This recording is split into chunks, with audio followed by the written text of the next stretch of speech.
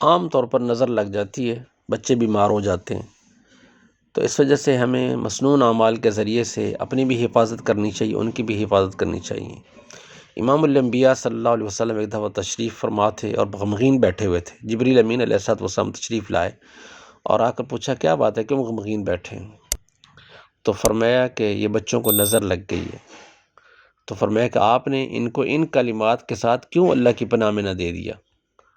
تو فرمایا وہ کون سے کلمات ہیں؟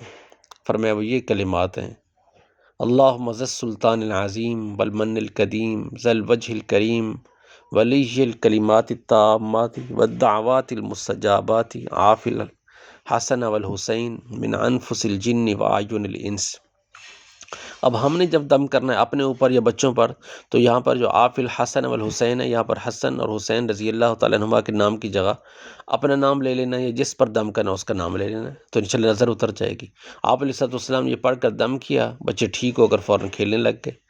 تو اس وجہ سے ان اعمال کے ذریعے سے کوئی بس اوقات عام طور پر ایسا ہوتا ہے جو بچے بیمار ہوتے ہیں ان کو نظر لگی ہوتی ہے، تو اس وجہ سے اس عمل کو کیا جائے، اللہم ذی السلطان العظیم والمن القدیم ذی الوجہ الکریم ولی الکلمات التامات والدعوات المستجابات عاف الحسن والحسین من انفس الجن واعین الانس۔